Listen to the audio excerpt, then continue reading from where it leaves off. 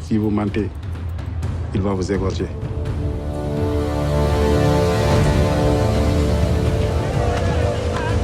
Pour une première fois, tu te débrouilles très bien. Nous sommes des gens de la mer, hein, et les jeunes de Dakar, ils sont là. C'est un point de départ pour toute l'Afrique. Donc on les voit partir. Vous êtes dans votre voiture, vous marchez et vous voyez une pirogue qui est en train de se préparer.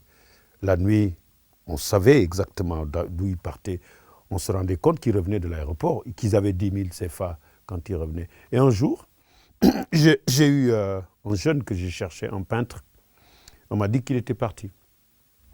Je dis où? Ils m'ont dit il est parti en Espagne. Un mois après, je l'ai revu. Il dit toi là, t'étais où? Il m'a dit j'étais allé faire ce voyage. Et il est venu me voir à la maison et puis on a fait une nuit blanche de dialogue. Je l'ai écouté pendant toute une nuit. Il m'a parlé de ce voyage. C'était la première fois que j'étais en face de vraiment ce voyage.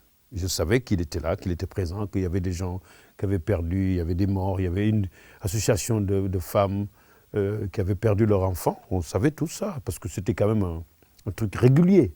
Ça faisait partie de notre vie intégrante, des jeunes qui partaient.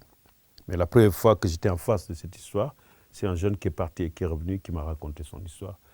Donc déjà, il était assis, et dans ce voyage, il a été assis pendant 4-5 jours, 6 jours.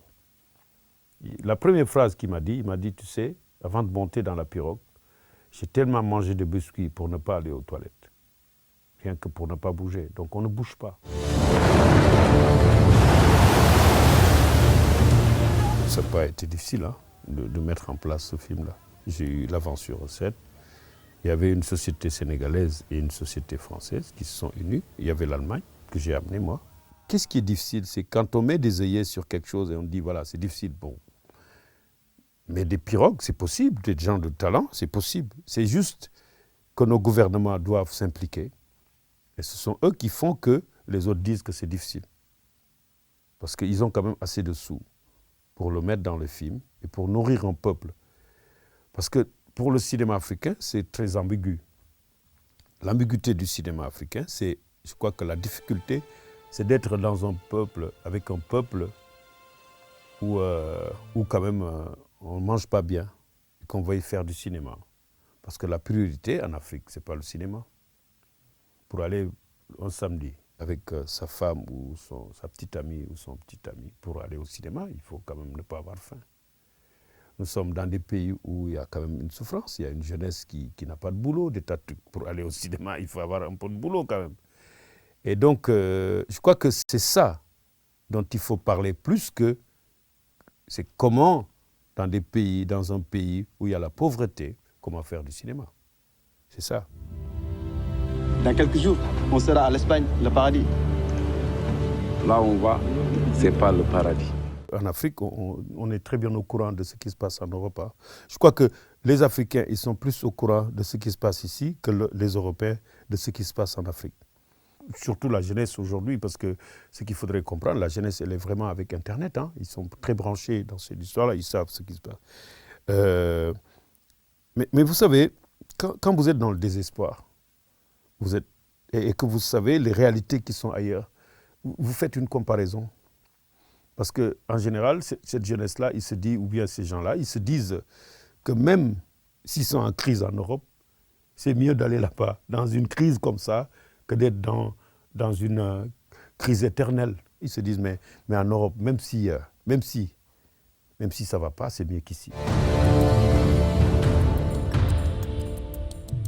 On part ce soir? Tu as l'argent. J'ai dit hier que j'ai peur. Parce que c'est une plaie. C'est une plaie qui est saignante. C'est pas, tu sais, il y a des plaies là, il y a plus de sang, ça se colle. Mais non, là, elle est saignante, elle est là, parce que ça fait 2 semaines, les jeunes se préparent aussi encore à partir. Ils n'ont pas arrêté. Hein.